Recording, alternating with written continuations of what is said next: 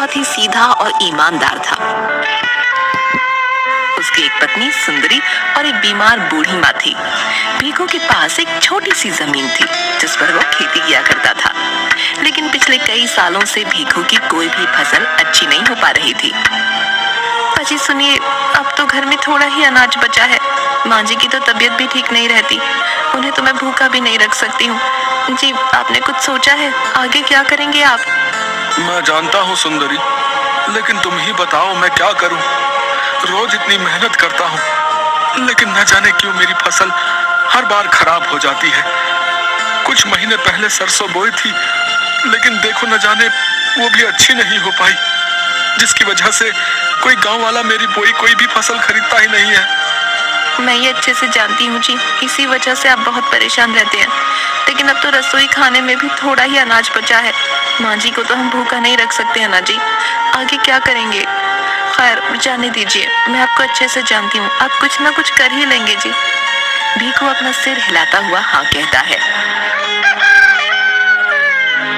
अगली सुबह भीखू अपने खेत की तरफ जा रहा था।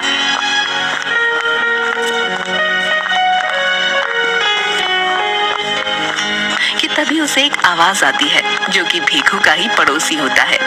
उसका नाम जग्गी होता है, जो एक लालची और दूसरों से जलने वाला व्यक्ति था। अरे भीखू भैया, कहाँ जा रहे हो? लगता है अपने खेत की तरफ, अपनी फसलों को देखने जा रहे हो, हैं? अरे भाई, अब रहने भी दो। आखिर कब तक अपनी बोई फसलों की आस में रहोगे? अरे कई सालों से तो कुछ नहीं हो पा रहा तुम्हारी फसलों का, अब आगे भैया क्या ही होगा, हैं? अरे जग्गी भैया, मैं तो पूरी मेहनत करता हूँ और आगे भी करता रहूंगा। मुझे पूरा यकीन है आज नहीं तो कल मेरी मेहनत जरूर रंग लाएगी। आखिर बेवकूफ को कोई कितना समझाए। हाँ ठीक है भाई, मैं भी देखूंगा आखिर वो दिन कितना जल्दी आएगा। भीखू उसकी ये बात सुनकर थोड़ा दुखी हो जाता है। इसके बाद भीखू अपने खेत पहुंचता है और अपनी कुदाल से थोड़ी सी जमीन खोदने लगता है। वहाँ कुछ बीज प्याज की फसल के बो देता है। मैंने प्याज के नए बीज बो दिए हैं, बस भगवान करे इस बार मेरी फसल अच्छी हो जाए। जिसके बाद भीखू अपने घर आता है। तभी उसकी बूढ़ी माँ भीखू से कहती है, अरे बेटा आ गया तू, काफी देर लगा दी बेटा तूने आने में। हाँ माँ, वो मैंने आज नई प्याज की फसल बोई है, इसलिए घर आने में थोड़ी देर हो गई। तुम बताओ, तुम्हारे पैरों का दर्द कैसा है अब? बेटा दर्द तो ऐसा ही है। कल गांव के वैद्य जी के पास गई थी, उनके पास एक औषधि है, लेकिन मेरे पास तो पैसे ही नहीं थे, इसलिए उनसे लेने की हिम्मत नहीं हुई। अरे माँ, तुम चिंता मत करो, मैं कल वैद्य जी से तुम्हारे लिए वो औषधि ले आऊंगा। अच्छा चल ठीक है, तू कह रहा है तो ले ही आएगा। जिसके बाद भीखू अपने कमरे में जाता है। मेरे पास तो 1 रुपया भी नहीं है, आखिर माँ के लिए वो औषधि कहाँ से लाऊंगा?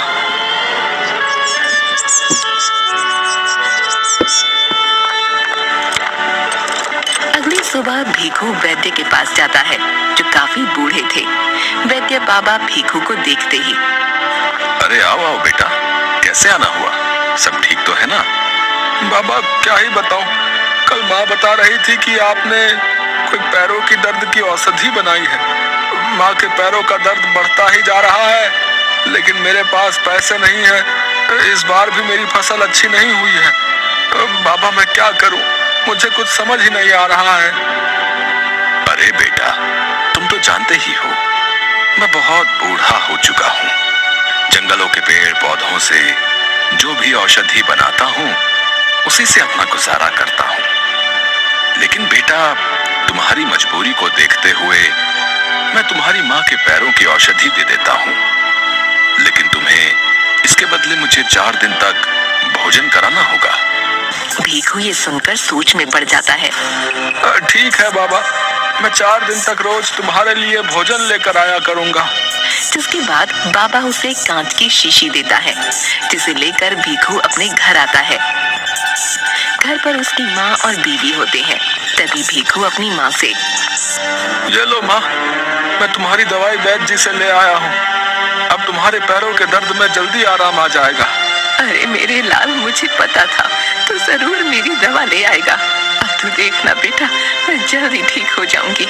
तेरे जैसा बेटा पाकर तो मैं धन्य ही हो गई बेटा। ये तो मेरा कर्तव्य था माँ। तभी उसकी पत्नी भीखू के पास आती है। सुनिए जी, सच सच बताइए, आपके पास मांझी की दवा के लिए पैसे कहाँ से आए? क्या किसी से आपने उधारी ली है? नहीं नहीं भाग्यवान, मैंने किसी से उधारी नहीं ली। वैद्य जी ने पैसे नहीं लिए हैं, लेकिन वो क्या कर रहे हैं? बताइए ना जी, मुझे पैसे कहाँ से आए वैद्य को देने को? सुंदरी, वैद्य जी चाहते हैं कि माँ के औषधि के बदले मैं उन्हें 4 दिन का भोजन खिलाऊं। क्या कहा आपने? 4 दिन का भोजन? ये क्या बोल दिया आपने उनसे? आपको पता है रसोई घर में सिर्फ सीमित ही भोजन रह गया है। ऐसे में अगर हम 4 दिन तक रोज भोजन वैद्य को दे देंगे तो मैं आपको और माँ जी को क्या खिलाऊंगी जी? भाग्यवान, मैं जानता हूँ मेरे पास दूसरा और कोई रास्ता ही नहीं था। माँ के लिए वैद्य जी से वो औषधि लेनी बहुत जरूरी थी, इसलिए मैंने उनकी बात मान ली। जिसके बाद दोनों बहुत दुखी हो जाते हैं। शाम होती है। भीखू की पत्नी भीखू और उसकी माँ को भोजन देती है। भीखू की माँ भोजन खाने लगती हैं, लेकिन भीखू सिर्फ भोजन को देख रहा था। अरे क्या हुआ बेटा, तू भोजन क्यों नहीं खा रहा? अरे माँ, खा लूंगा, अभी थोड़ा मन नहीं है, आप खाइए ना। जिसके बाद भीखू की माँ अपने कमरे में चली जाती है और भीखू अपना भोजन लेकर बाबा के पास जाता है।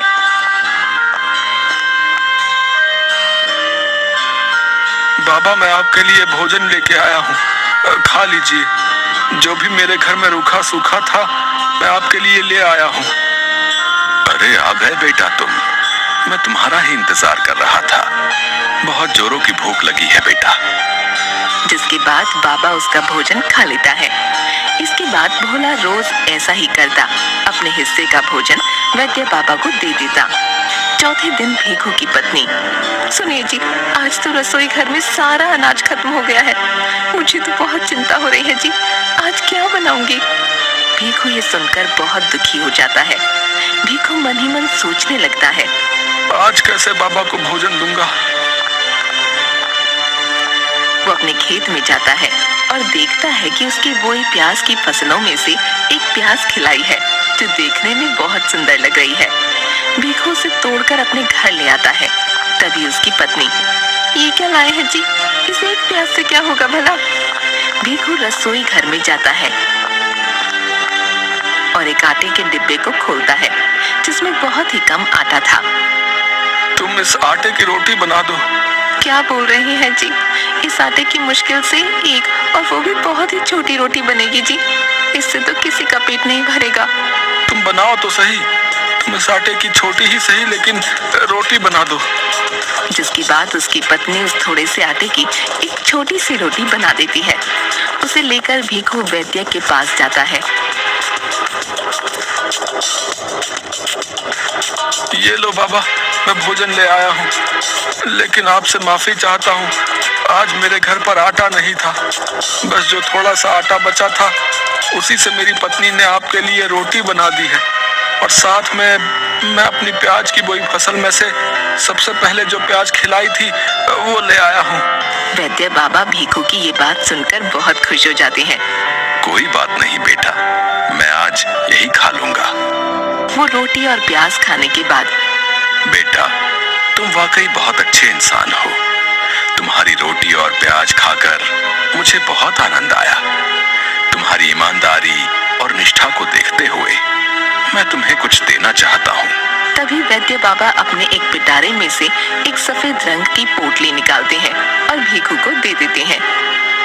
ये लो बेटा, ये औषधि मैंने बहुत मेहनत से बनाई है। ये बहुत चमत्कारी है। इसे तुम जिस भी चीज में डालोगे उसका स्वाद 10 गुना बढ़ जाएगा। जैसे तुमने मुझे भोजन खिलाया है, वैसे ही तुम हर भूखे इंसान को भोजन कराओ। तुम एक ढाबा खोलो, तुम जो भी खाने की चीज बनाओगे उसमें इसका